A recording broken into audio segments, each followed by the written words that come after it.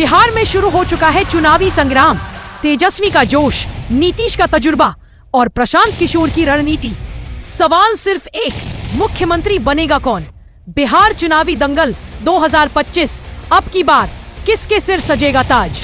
देखते रहिए झंझट टाइम्स, सब पे नजर, सबकी खबर। बिहार की राजनीति में समस्तीपुर की धरती का हमेशा से एक ऐतिहासिक महत्व रहा है, जहां से उपजे आंदोलनों, विचारों और क्रांतियों की गूंज ने सत्ता के समीकरण बदल दिए हैं। इसी धरती पर प्रधानमंत्री नरेंद्र मोदी का 10 वर्षों बाद आज दोबारा आगमन राजनीतिक हलकों में नई हलचल पैदा कर रहा है। सूत्रों के अनुसार प्रधानमंत्री का ये दौरा आधिकारिक रूप से जननायक कर्पूरी ठाकुर की प्रतिमा पर माल्यार्पण और चुनावी कार्यक्रमों में भागीदारी तक सीमित है। लेकिन राजनीतिक विश्लेषकों का मानना है कि यह आगामी विधानसभा चुनावों के मद्देनजर एक रणनीतिक कदम भी है। कहा जा रहा है कि प्रधानमंत्री गोकुल कर्पूरी फुलेश्वर डिग्री महाविद्यालय और कर्पूरी स्मृति भवन परिसर जाकर माल्यार्पण करेंगे। तत्पश्चात बुधपुरा हवाई अड्डा मैदान में आयोजित जनसभा को संबोधित करते हुए चुनावी शंखनाद करेंगे।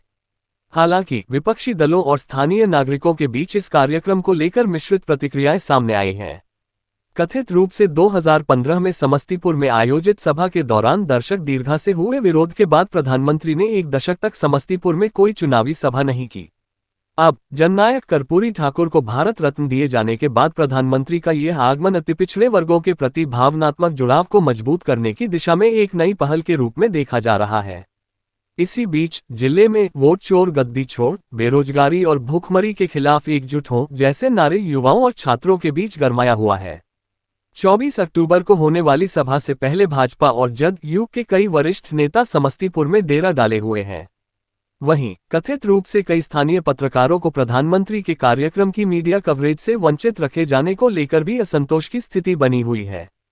जननायक कर्पूरी ठाकुर की स्मृति से जुड़ा गोकुल कर्पूरी फुलेश्वर डिग्री महाविद्यालय, जहां प्रधानमंत्री माल्यार्पण करने जा रहे हैं, स्वयं वर्षों से सरकारी उपेक्षा का शिकार है। स्थानीय सूत्रों के अनुसार सुप्रीम कोर्ट के आदेश के बावजूद उक्त कॉलेज के शिक्षकों और शिक्षकेतर कर्मचारियों को 2017 से अनुदान राशि तक प्राप्त नहीं हुई है। गौरतलब है कि जननायक कर्पूरी ठाकुर ने 1978 में अपने मुख्यमंत्रित्व काल में मैट्रिक तक की पढ़ाई, शुल्क और अंग्रेजी की अनिवार्यता खत्म करते हुए शिक्षा को समावेशी बनाकर मील का पत्थर रख दिया था।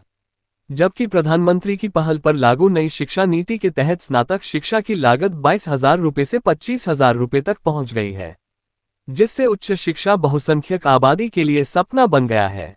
राजनीतिक पर्यवेक्षकों का कहना है कि ऐसे समय में प्रधानमंत्री का ये दौरा केवल श्रद्धांजलि कार्यक्रम न होकर बिहार के अति पिछड़े वर्गों में नई राजनीतिक जमीन तलाशने की कवायद हो सकती है।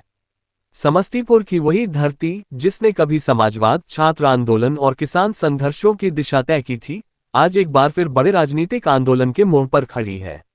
आगामी सभा और उसके बाद की प्रतिक्रिया ये तय करेगी कि क्या ये दौरा केवल प्रतीकात्मक श्रद्धांजलि रहेगा या आने वाले चुनावी परिदृश्य में किसी नई क्रांति की भूमिका तैयार करेगा।